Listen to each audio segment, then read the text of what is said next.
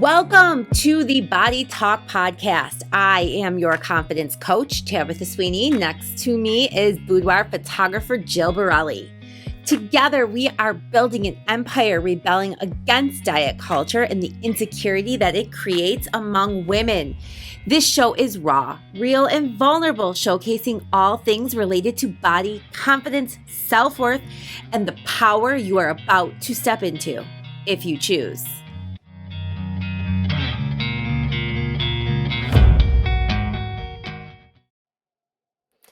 All right, welcome to today's show, you guys. I am so excited. It's Tab here, and Jill is with me, and today we are talking with Diamando Stratakos. She is a business artist who, let me tell you, when I say her perspective on life and the way she approaches conflict and obstacles is just absolutely beautiful. I am so excited to have her here with us today. So, without any further ado, let's get this started. So my story, I grew up in upstate New York. My father was born in Greece. He moved here in his 20s, and my mom is Irish American from Long Island. And so I grew up in a very bilingual, bicultural household where I I learned from a very young age what being successful was supposed to look like. That whole, like, a child of an immigrant background, and my father didn't finish um high school, and my mother did. She went to Cornell, so there was a very big dichotomy, like big difference between the two of them. And I was an overachiever from a very young age, and also a caretaker from a very young age. My father, I doubt he'll ever hear this. He was a very difficult person when I was a kid, and I had to learn how to cope with that from too young an age. And I didn't have a support network, and I didn't have um, anyone who truly understood what I was going through. So I spent a lot of my time locked in my bedroom, making friends with my stuffed animals and crying a lot. And that was my childhood. And that was when I first learned how important community is to me, because I had over 100 stuffed animals, and I had a junior size single bed, and I every night would put them on my bed, and there was no room for me. So my mother would come into my room, and she would say, you need to move some of these off of the bed so that you can sleep. And I would do that. And then as soon as she would leave, I would put them back on the bed and sleep on the floor. Um, and Oh. so that was like my first, and I talk about this a lot because for me, I think it's really important as adults that we go back to the things that made us feel comfortable and happy when we were children, because those are most likely going to be the things that are going to inspire us as adults. And so when I think about my life with my stuffed animals and the communities that I formed with them and the support network that I formed with them, even though they were inanimate objects, that's very much a part of who I am to this day and a cornerstone of my foundation. So that's why I shared that part of my history, because it came from a place of terror a lot of the time and need for that. And I've always been the person who, when you have a need for something, if you can't find it somewhere else, you create it for yourself. Yes. Yeah. So I kind of took that and ran with it my entire life. And that started me on an entrepreneurial journey when I was pretty young. I was really into theater as a kid, which, of course, if you know a little bit about my background, which I just told you, you can understand why I would want to pretend I was someone else a lot of the time. So I really got into theater, but I wasn't one of the cool kids. And so I didn't get into the local theater community. And so I had to create my own. So I started my first theater company when I was a teenager. Wow. And I've run 4 theater companies since then. I have worked with over 10,000 actors, directors, producers, playwrights. And it was a huge part of my life. I got my degree in theater at Syracuse University. I have a BFA in acting. Um, and while I was there, I made a lot of really dumb mistakes in my personal life, a lot of them that made it so that I didn't have a conventional college experience, but I did have an entrepreneurial experience. So after college, I moved to Greece and I worked in a theater there for a little while. And then right before that, and this is where this is very connected to your image. When you're an actor, you get to do this like senior showcase. And I didn't get to be a part of the senior showcase, but I got to go and like learn from professionals in New York. And I was at this one meeting and they said to me, you really need to get a breast reduction and lose 30 pounds because if you don't, you're always going to be cast as the fat best friend or the nurse. And so that was the messaging that I received from that. So I went to Greece. And while I was in Greece, I looked into breast reduction surgery. And so I was like kind of thriving there. I had been hired by a theater company and I was acting professionally and producing professionally in a place that I loved. And I dropped it all to come back to New York to make my chest smaller so that I could have the potential of a career in the United States. And of course, that like I also had back problems and posture issues, and so medically, it was a very sound idea for me, regardless. But that wasn't the motivation that it came from. Right. Um, so, but yeah, so that brought me back to the U.S. and then that started my life of theater and hospitality in New York City. And I worked in hospitality for 22 years. And in that time, I started my olive oil business. And that started my desire to want to do agrotourism retreats to bring people to specifically Greece to learn from the land and learn from the culture around them, immerse themselves in community. Um, and so that was supposed to happen. And I was going to quit my high powered corporate restaurant beverage director job in New York City so that I could like actually pursue my passions.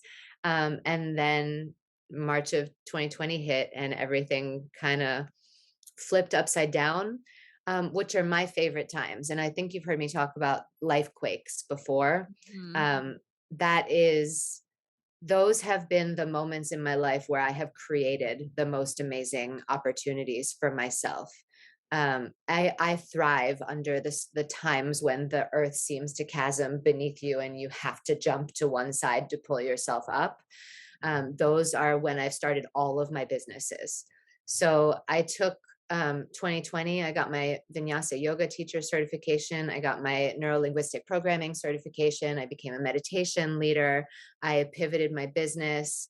Um, and I immersed myself in learning and growth and created the person I am now. And the change that has occurred in me over the last 2 years um, has really just been exponential in regards to how I feel about myself and what I call assigned worth that other people give you your value. I that has come out of my life completely, finally. So Yes. that's where you find me today. Amazing. That's Um, an amazing story. Amazing. Go it ahead, have that. it is absolutely amazing. I love all of it, and I think it is, I think all of it is really relevant to our messaging because like Jill and I had talked about before, our goal is we talk about bodies and body image and diet culture, but that's really like just the scratching the surface because our goal as a whole is to help women empower and embrace embrace women and empower them to go after the person that they want to be, regardless of what the rest of the world is telling them, regardless of let go of all the shoulds. I think of it in terms, even in terms of friendships or toxic relationships, whether it's friendship or a significant other or a parent or a cousin. But there's no rule that says you have to keep this person in your life. There's no rule that says you have to care what they say and think. And I think as long as we are holding on to all of those shoulds, whatever form they come in, we can never really be true to ourselves. And we'll never reach our full potential. And I'm just starting to scratch that surface this year, as like the universe wouldn't stop with the lessons about boundaries until it was like finally like I was like, I get it. I swear, I promise, I get it. Like it's time to teach somebody else. So I think it's all relevant. I know. I think we always joke too. It's like, why is boundaries like the last thing you learn in your life until they're broken? Because we don't I feel like that's a crazy thing. Because we're not taught them as little kids. No. We're taught to be polite. We're taught to be nice. We're taught that other people's feelings are worth more than our own. Yeah. I mean, I take even Diamando, like you put your stuffed animals on the bed and then you slept on the floor because you were more concerned about them and their comfort than you. And I don't know if that's really true. I don't want to put words in your mouth, but that's what I heard out of the story. Was like community was so important to you that you were willing to sleep on the floor. Yeah. And you were giving like the nurturing that you were like so desiring, from what I could tell too, that you're like, I'm going to take care of these things of mine, because like you were like acting essentially of like what you wanted to see in your own life. And that's like it's interesting how we as children can easily know what we need and can easily be like, I'm missing this. But as adults, we kind of lose like, I'm missing something and I don't really know how to kind of like bring it back to myself. But I also love that. I think Tabitha and me also are big people when things are like rocky. We decide to be like, okay, I'm all in right now. I'm going to like change and I'm going to pivot. And I love that. And I feel like more people, I would love to see more people diving in instead of like restraining themselves when they're feeling like things are uneasy right now, but it's going to be okay. And maybe that's the time to be a little more proactive instead of reacting and like going into our shells again. So I'd love to hear like more about that for you too. Yeah, I would love to expand on that, because I think it all comes together, right? Because the shoulds and the boundaries and the lifequakes, it's all because when we're younger, we have limitations and boundaries put on us. Well, when we're really young, we don't, right? We're limitless. We see potential in everything and we don't see barriers, and we're like, I'm just going to plow through this. And then eventually society and our families and television start to tell us, this is not the way that you're supposed to be. Let's rein that in. And so you create a box around yourself. So when you think about me as a child, yeah, I needed that nurturing. And so I created it and taught myself what nurture is meant to look like. But I didn't think at that time, maybe I could just get a bigger bed and fit all of us. So when it comes to the lifequake situation, it's because we've set this box of a boundary around ourselves of what we're allowed to achieve. So it might not even be an issue of confidence or desire. It's like we don't even see the world outside of that. We just see what we are comfortable living in. And comfort can be in truly uncomfortable situations, right? Like I have lived so much of my life, and I know Tabitha has as well, in relationships that you stick with because you are used to it, but it is not fueling you or helping you thrive. But it's comfortable, so you stay there, right? And it's the same when the world falls apart. You're like, oh, I know how to deal with the world falling apart. Let me just stay here for a minute because I can handle this. Like, rocks are falling on my head. Cool. I'll take it. I'll like cut up the bloody mess and I'll keep moving. But like, you don't always think in those moments, the world is falling apart here. What's happening over there? And that's the beauty of starting to do some of this mindset work and internal true inner child work, because it does stem all, it goes all the way back to not just our roots as children, but our what we've learned generationally and what has been passed through us ancestrally. And like, you know, my dad didn't have electricity until he was in his 20s. So he was like, yeah, we're meant to suffer. And like, I grew up feeling like, yeah, we're meant to suffer. My dad suffered, so I'm going to suffer, and that's normal, and that's how it's Yeah. supposed to be, right? But like, that didn't need to be my reality. But when you learn that, it gets ingrained in you, whatever those shoulds that people have been putting on you, and they're different for all of us. But if we don't take the time to explore it, we never get the opportunity to see what's outside of it. Um, so I Oh, don't know. I love that. And I think in so many instances, our shoulds become our true blocks that we have to, as adults, then realize. I mean, for me, I was very fortunate in the fact that I grew up in a very loving fairy tale middle class family um for my childhood. And but we maybe took two, maybe three vacations our entire life. Like, my parents lived paycheck to paycheck. They worked blue collar jobs. And like when you said, like, your dad suffered, so it was like you are supposed to suffer. My parents worked so hard just to have what we had and never knew what we were going to have next week. Granted, we did not go without. So when I say that, this is not the same as many people living paycheck to paycheck. Because there were definitely, we could have cut out dancing or football or lots of things to save money, right? Like for true human needs. Um, but I think it made such an impact as an adult that I always wanted to be successful. But I didn't wasn't giving myself permission to actually, like, break through and make enough money to not worry, because that was the only way I knew how to live. Like, we weren't worthy of that, and it wasn't until, like, this past year that I really started diving deep into, like, "Oh, this goes way far beyond just, like, success and actual money, but into, like, the traumas that we take on as children." Yeah. I Without call ever, yeah, recognizing it as trauma. Um, it's insane. And something I've started saying all this year is, like, worthiness is a birthright.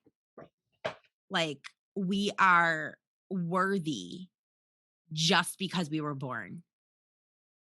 And we have to, like, learn that and believe that. Like, we don't have to earn our worthiness, yeah. which is unfortunately a wild concept to so many people. Yeah, I think like just you guys nailing. I think so many people think like life is suffering and like the pleasure doesn't really like not match, but like pleasure is like an extra when Yes. life should be about pleasure the majority of the time, because if we're all like living that way, then there would be a lot less suffering for most people. So I don't know. I feel like even like playing on that, like my childhood, if you were to go back to those things, is like I felt very taken care of. Like I've never felt there was definitely stuff as I got older. I'm like, I questioned some stuff, but that's like my rate as like a parent now to be like, that was good. Like that was good for like what my parents have. They wanted to raise me, but I want to do things differently. I'm a single mom, so I'm kind of like, well, I don't have anyone to consult. Well, I do have someone to consult about it, but like when he's with me, it's like I'm the one that's going to be giving him the advice, and I have to be able to like give it and live it at the same time. So I think, Jill, and I don't know about you, but it's for me, and we've talked about this before, that idea that life is supposed to be suffering and how much of that comes from growing up Catholic. And yeah, that right? Catholic guilt gets you. Catholic guilt and, give away everything you have to other people. And that's how you get to heaven. And I mean, there's a lot about a religion that's great. My kids go to Catholic school. Because of March of 2020. That is why. Because I was making sure that they were going to go 5 days a week after, everything shut down and they were home with me for 18 months on end. But that is definitely a piece of that I'm working through with my kids when you talk about how you raise them, because I'm like, okay, wait a second, we can be good people and still have things we want. We can be good people and still take a vacation. And that's so I could talk about all of that forever because that's just my brain and my tailspins. So when you went to Greece and you were living in Greece, I'm assuming you got to meet family over there, your dad's family. Yeah. So did you know them before you went over? oh yeah. So here's when my childhood is a little bit different from what you're describing, because we had all the vacations. We went to Greece every summer. Okay. We had all of the things that look good on paper, but because we had those, I think my dad had to compensate for that in other ways. So we didn't have the emotional stability or Mhm. joy in the home, but we had all the other things. So I went to Greece every summer when I was a kid, almost every summer, and my entire extended family is there, and I am a Greek citizen. I have dual citizenship, so it's Awesome. great and I love it. And there's an ancient Greek word called nostos, which is the root word to nostalgia, but it basically means that you are pulled by an invisible force to be in a place.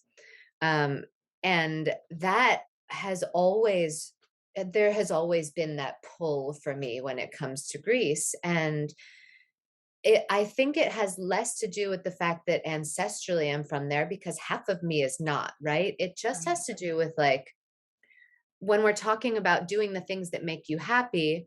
I love nature. I love water. I love the arts. I love all of these things that are native, literally native to Greece, one of the oldest civilizations on our planet. So, um, I am drawn to be there. And yeah, so being there has always been like every time I'm there, I'm like, I'm not going back to America. And yet I keep coming back to America. And I have always had this vision that what success looks like to me is being able to live in Greece, but fly back and forth whenever I want to so that I don't lose the foundations of my relationships here. And it's actually a worksheet I do with my clients in my business boost camp. It's called Symptoms of Success. And it goes way back to what we're talking about. And it starts to analyze why does what you envision as success, where does it come from? And maybe what can you shift about it so that your version of success is unique to you instead of what other people have told you success should look like. And so I've done a lot of that work over the last couple of years as I'm like, I don't know if I want to live full time in Greece. And I am, it is a culture that has treated me unfairly because I'm a woman in the past. And that's something that, like, when I started my olive oil business, you better bet that every farmer and every bottler and everybody in Greece was like, what do you know? You're American and you're a woman. And so I asked for things based on getting a milling certification from UC Davis, taking courses, immersing myself in what, because I don't do anything halfway. Like, if I'm going to do it, I'm going to do it. And so I knew that what I was asking for was exactly what I wanted. And I could not pay people enough to give me what I wanted in Greece. I offered them double the price to do things my way, and I was shut down. And 5 years later, I looked at these same people, and they had been subcontracted by a really rich man in Germany to do the exact same thing that I had asked them to do, that they said no to, that they were like, this is the way of the future, because a man told them that. And so as I started to like feel into that, I was like, maybe that's not where I want to be. Like, I love so many parts of it, but do I want to have to climb this uphill battle? Like, I've been climbing uphill my whole life. I want to, and I deserve to, and I am worthy of living from a place of joy, wonder, curiosity, and happiness. I'm Yes. 40 years old, and those are the words that I want to connect to. So those are the ones that I'm going to live. Like, I got goosebumps from you speaking in your power. First off, is like so motivating. And you're speaking from your heart, but also knowing that you can achieve these things that, and people are putting obstacles in your way, and you're like, no, that's not going to happen. I'm going to do this anyway. And that's a beautiful thing. I think it's so true, because like I can relate 157% about, like, I don't do anything half-ass. Like, if I'm going to do it, I have $5,000 worth of inventory for a boutique that I decided to start, that I was like, oh, this really is not fun. I don't enjoy this at all. I don't want anything to do with this. Um, and it's just sitting here still, because like I'm like, if I'm going to do it, I'm going to fully stock it and give it a go. And if it works, cool. And if it doesn't, it doesn't. But I also, and I'm curious to know if you relate to this, because I have no regrets about choices I make. Are there times I think I would do that differently next time? Yeah. But as far as decisions, now my ADHD self says I should put the disclaimer in there that this is not about the words that come out of my mouth at times that you then overthink the next day, because you're like, did I really say that? Why did I say that? Oh my goodness, what do they like? But like, when it's like, if you leave me alone and we're talking and I'm like, I really think I would like this room without the wall here.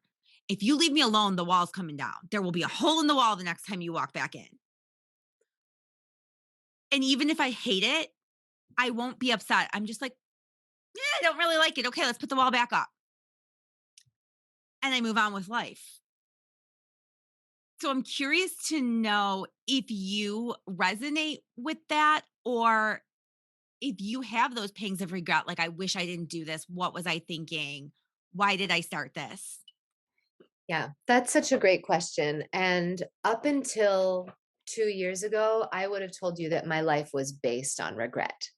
Um, and that's because I didn't have a straight line in anything that I did, right? My life looked like boom, boom, boom, boom, boom, boom, boom. Like it was all over the place, like a pinball machine. And I couldn't connect those dots for myself. So it looked like failure. And it wasn't until I learned to reframe what the word failure means and take it out of my vocabulary, because failure is really just something that hasn't been revealed to you yet. Or a lot of people call failure like opportunities for growth. But yeah, I mean, but if you live from a growth mindset, that doesn't help you reframe the word failure. So for me, it's just a message that I haven't gotten yet, because it wasn't the time yet for me to receive that message.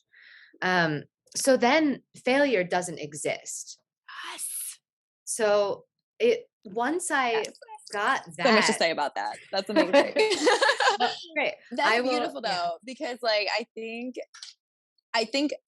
because you're a very creative person, I think we all are creatives in this space. I think most people are creative. They don't give themselves enough credit, but in a sense, like that isn't that how everything is? It's like I'm just trying to connect the dots. I know I have that in my own life where I was like, I have 3 paths that I'm walking. I hop from them. One day they're all gonna come together, and right now I don't know when that's gonna be. I Yeah. felt that way my whole entire life, and that really resonates with me. Like you saying, like, well, I feel failure because I keep switching what feels like what would be like the right path, right? And then maybe it's just not supposed to reveal itself till you have had all of those experiences or something. Yeah. I mean, that has certainly been my experience. And that's why I call myself a business artist, right? Like that is, it's a phrase that I heard somewhere and I was like, yep, that's me. And then I was like, I can't believe there are not more people who call themselves this because like when you're an entrepreneur, you have to be creative all of the time, right? Like people think like it's about numbers and budgets and like the customer and the ideal client and all the stuff. And like I use all of that stuff as well. But like, man, if you can't get into your creativity and see that maybe this dot is going to connect to that dot, but like there's a dot that's missing in the middle that's going to make them work together, then you're never going to get out of your own way. So once I finally landed where I am now, I was like, oh, there's a reason that I had theater. There's a reason that I got into olive oil. There's a reason that I love yoga. There's a reason that I do wellness stuff. There's a reason that I learned about business because guess what? Today I use all of those things on a daily basis and they are integrated in what I do, how I help people, and what makes me truly be able to sit in a place of power, knowing that I am doing what I'm passionate about and what I am meant to be doing. And I couldn't have seen that until the pieces fell into place and this like constellation formed. You're looking at individual stars and you're like, I don't know where that star is in the universe. But eventually, enough stars appear that it forms a beautiful vision, a constellation, a piece of art, and you are that piece of art. So you just need to wait until it appears for you. That is so powerful and Wow, like such a good wow. vision. I feel okay. Go ahead, Tab. I have No, so many go. things to say. Go, Jill, go. Honestly, like you just saying that makes me feel so valid from like such a long time ago because I felt the same way for so long of like where are all these pieces going to end up, and I thought they ended up in the same place, and then I was just talking to Tabitha even earlier today where another piece is showing up out of this puzzle that I didn't want, like a piece that I didn't really want.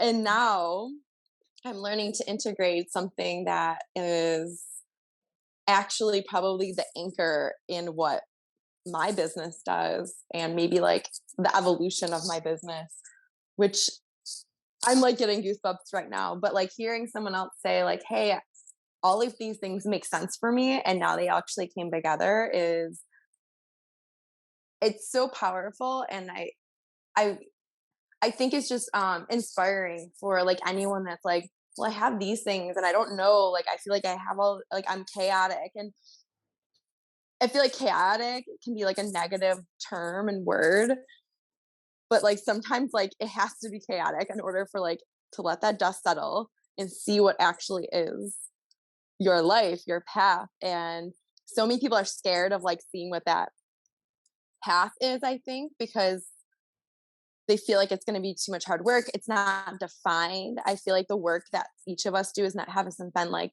defined by society. And so to just be creative and always and like go after it, even it's like in our hearts that we know this is right for us and like makes sense. I don't know. Like it's exciting. It's exciting to hear other people doing that. For me, I love that. Yeah.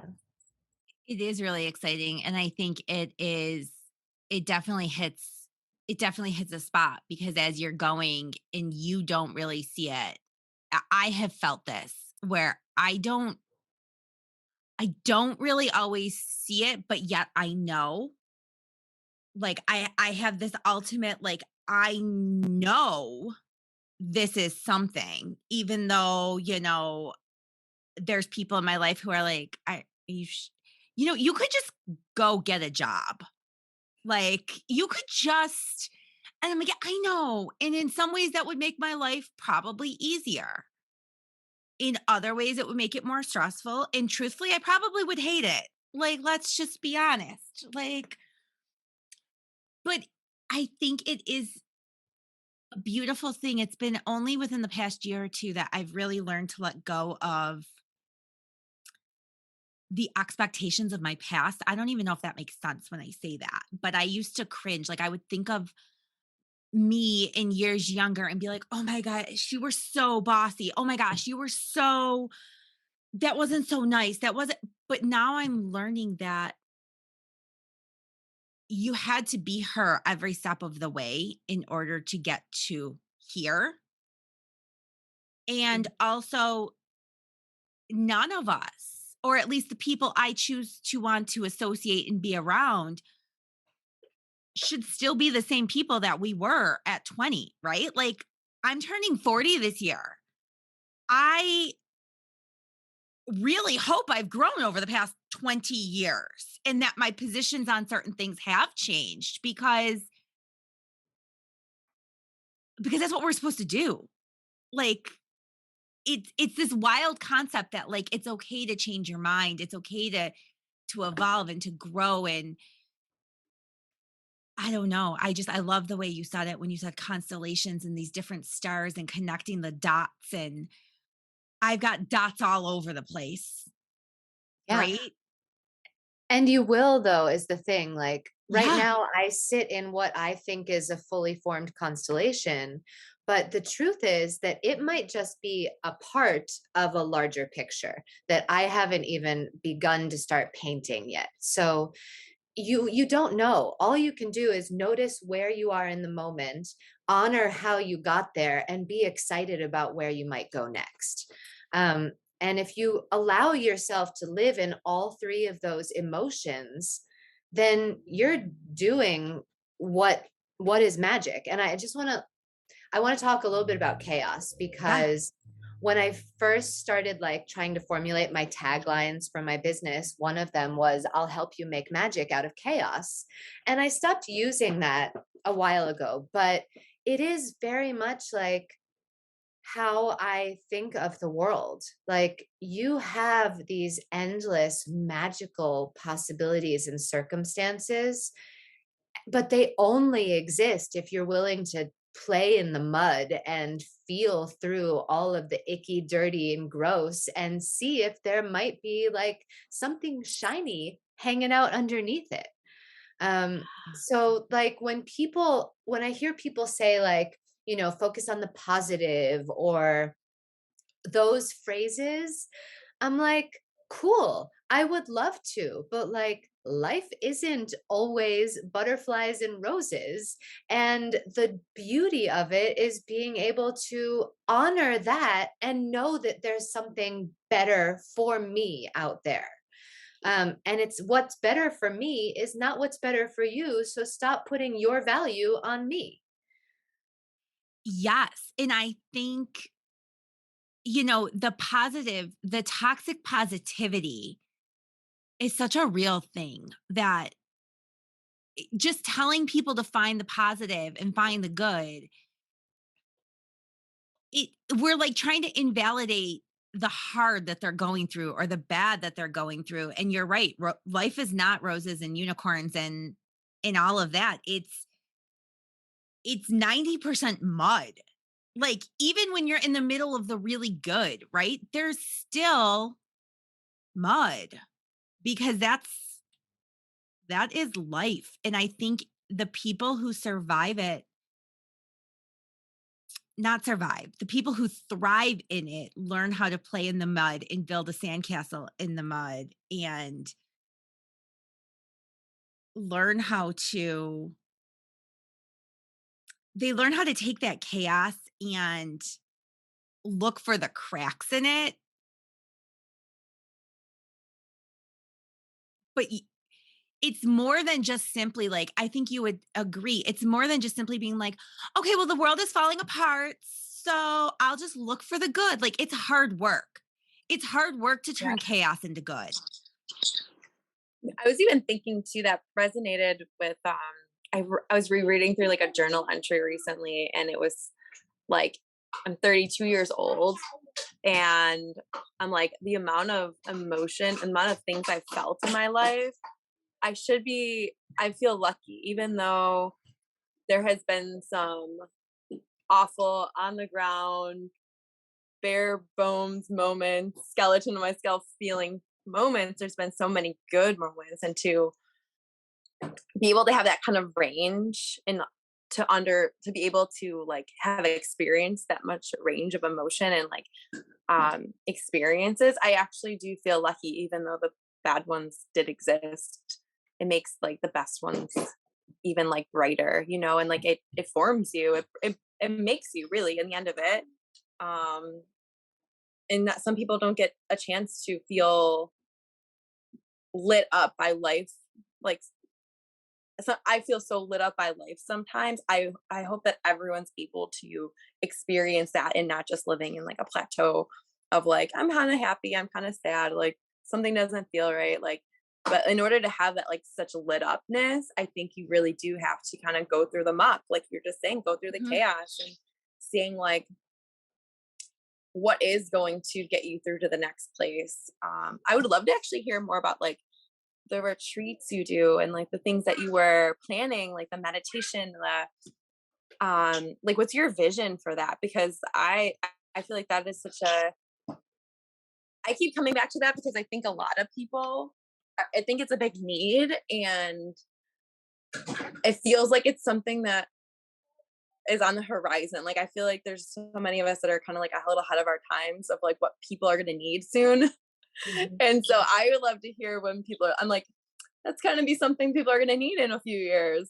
And I like that, it's innovative. And so I'd love to hear more about those sort of things that you have coming up. Yeah, absolutely. So I do have 2 retreats coming up this fall. Well, one of them is winter-ish, but basically, here's what I teach my clients, right? You need to have a gigantic goal that is like where you see yourself 10 years from now. And that goal needs to include how you're helping yourself, how you're changing the world, and very specific details. So if I look at my life 10 years from now, I have 7 retreat centers around the world, each of them with multiple bungalows, their own sustainable kitchen. I'm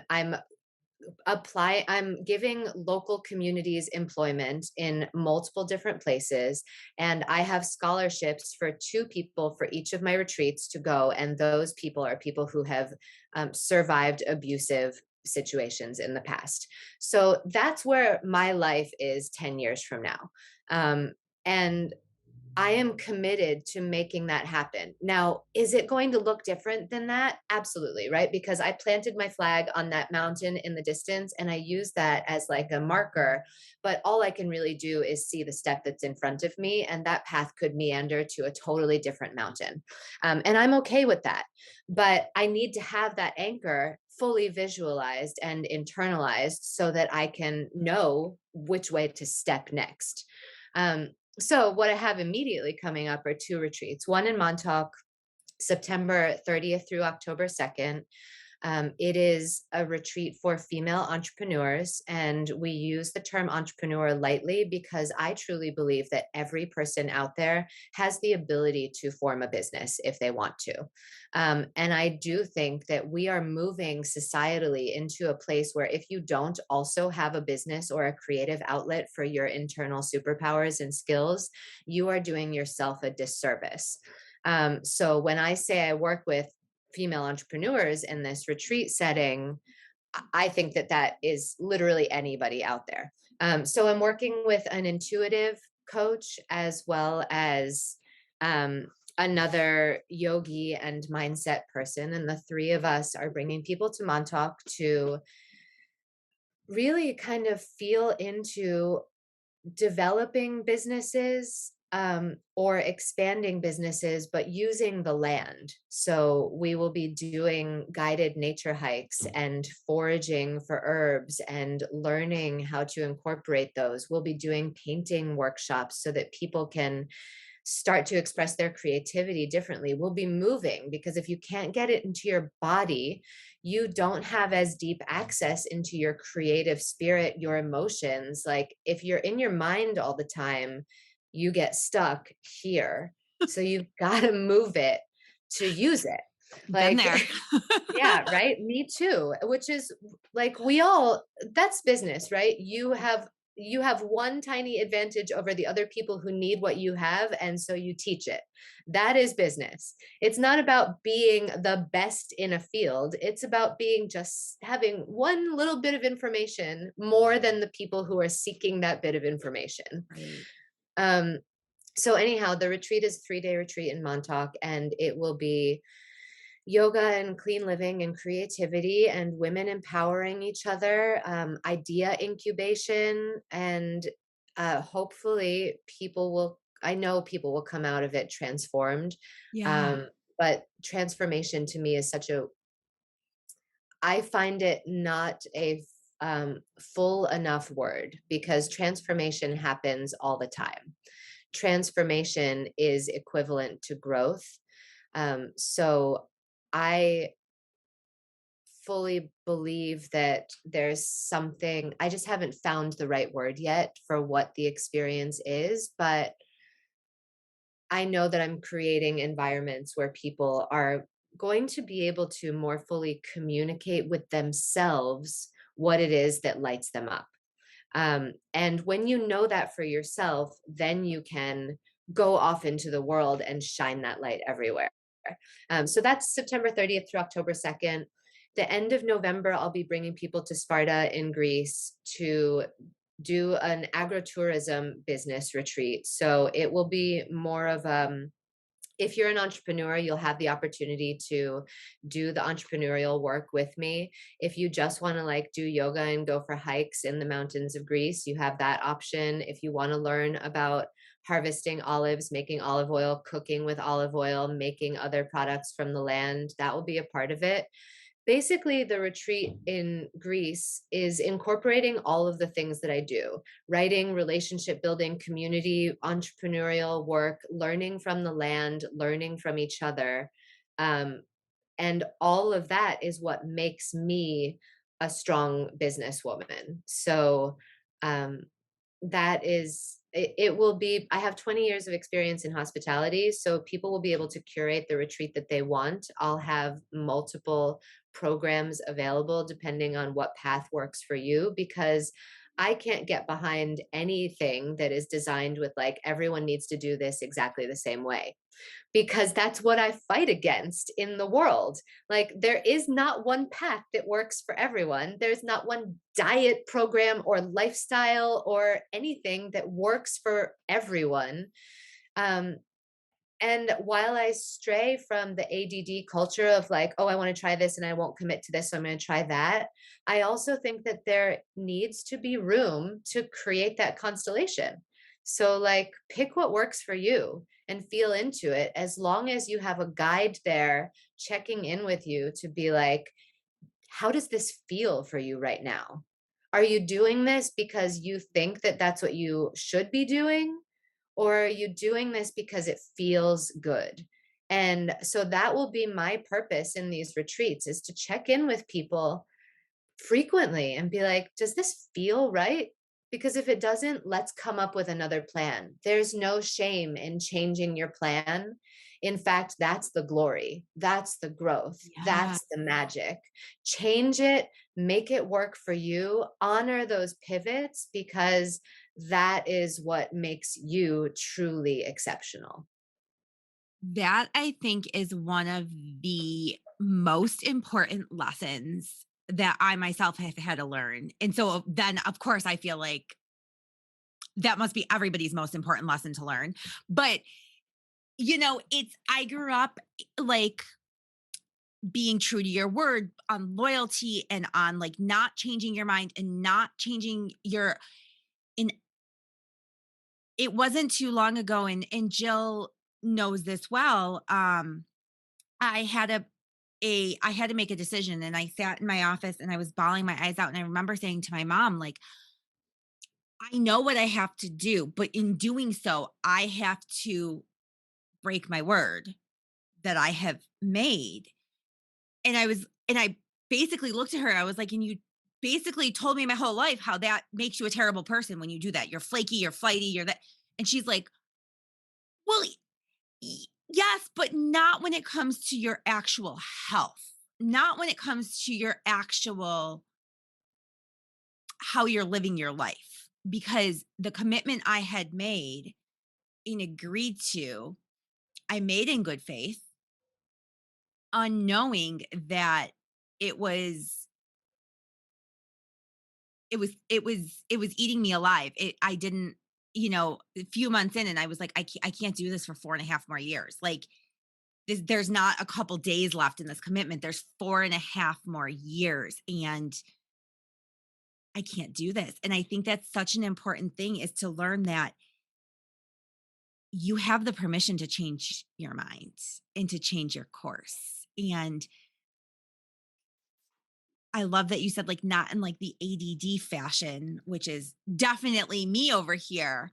And I have I'm well familiar with that. But also then there is the difference in these decisions that they are your life. They are a 5 year commitment, a marriage, a whatever it is. You are allowed to say, this isn't this isn't working for me, or this isn't what I thought it was going to be, and I need to change. Yeah. I need to change my mind. And I think that is such an important lesson. When you say that too, I think like you're trying to not break a promise that you thought you made to yourself more than like to Yes. other people. And I think sometimes breaking that promise is more a character of yourself than it is of like what you're actually breaking. And you're like, I'm not a person that would break promises. I said I was going to do this, and to not follow through breaks a major part of you. I know I feel that way with a lot of things, I've done that. especially in relationship, where I'm like, I made a commitment to be this person and this not working for me anymore, because for my own health and for my own well-being, this isn't the path for me anymore, or this isn't working. Like, I made a promise, and that other, but from the situation you're talking about, the other side of that didn't follow through on their end of that bargain. And so even though you're making the decision to be all in, that other thing isn't meeting you. And that's when it seems like it's okay. Like, learning to be okay with breaking from it because it's not working is a really big, huge life lesson, because I think we all are taught of like, don't break your promises. Don't like say you're going to do something and not do it. And I think from especially women that are entrepreneurs, we're like grounded in that. Like, I'm going to make this happen. I'm going to do this. We're like strong in that sense. And so to like break a promise feels really unauthentic, I think, for a lot of women too. Yeah. I think even just when I think of it, like talking about breaking a promise with myself, my entire life, I said I would never be a stay-at-home mom. And then at 19 weeks pregnant on bed rest, I was bawling my eyes out because I didn't want to go back to work. And I told my mom, I was like, but I can't stay home. And she's like, why? And I was like, because I said I never would. And she's like, what? Like, and I think learning, and I felt like I had betrayed this previous version of myself who was not pregnant and had no idea what that would be like. Sure. And so it was a crazy concept altogether. Oh my goodness. This is like such good conversation. And I feel like we could talk forever. But I don't think people want to listen forever. Yes. No, but may I say one thing that I Yes. think will kind of summarize a lot of this? We do, especially as women, but as human beings, feel like we have to honor the commitments that we've made. And the truth is that the only commitment we need to honor is to ourselves. Yes. But that is very challenging. And so, especially as entrepreneurs, the thing, and really with any big lifestyle shift, right? It's not so much about, I don't know how to phrase this. This is what I teach people. If you're going into a new business or if you've made a big life shift for yourself, what is the biggest fear? How other people are going to perceive this choice that you've made, right? It's not about how you feel about it, because you wouldn't have even been opened up to the possibility of doing it if it didn't feel right for you. So it's really about other people's perception. Yeah. So I encourage everyone out there to honor that, right? Because other people do matter. Even in this world where we're telling you, don't let people should all over you, other people matter, because your community and your support network, they are part of your foundation. Yes. So, how can you honor other people and honor yourself and your choices at the same time? It comes down to a simple conversation that you have with the people who matter most to you. And it goes something like this: I know that this is how you have learned me. This is what you know about me.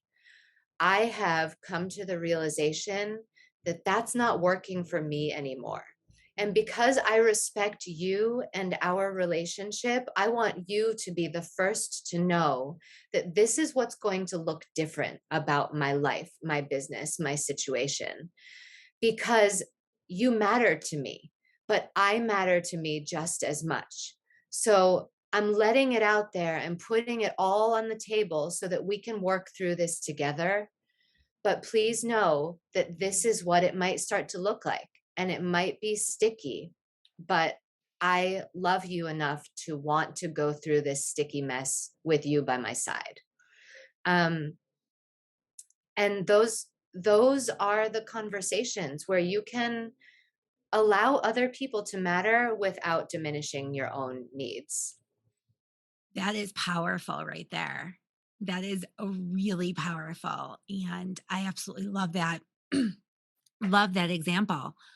I I really appreciate you sharing that, because I think sometimes it's really hard to figure out how to draw boundaries, or how to tell somebody in your life that you're growing or you're changing, or what always was is no longer. And so those are powerful words. What um tell us the name of your business, and like how people get in contact with you, who do you work with, all of that good stuff. Okay.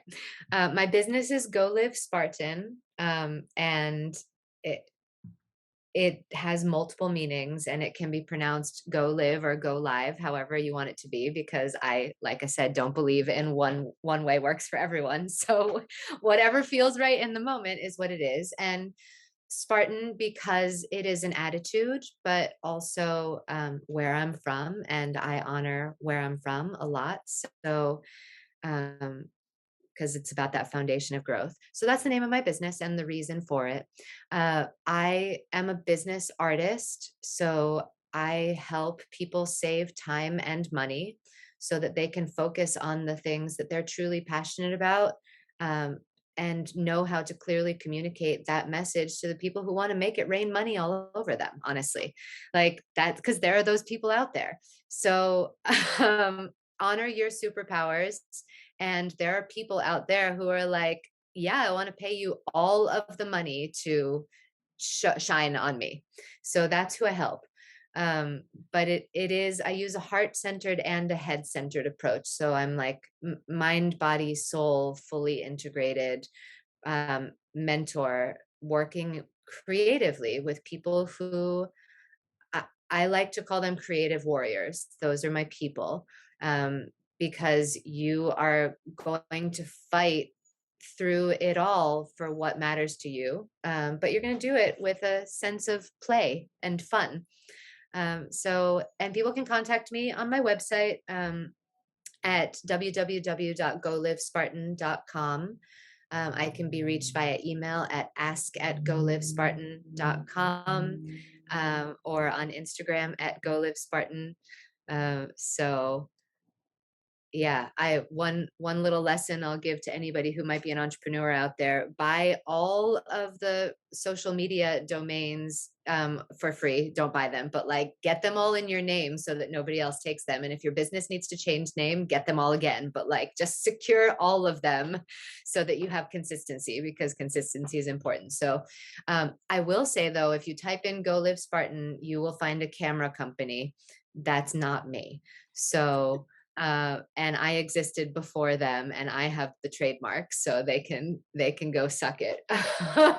But they have more money than I do, so they're going to be in the Google search. So I am Diamando, and I am at www.golivespartan.com or Go Live Spartan on Instagram.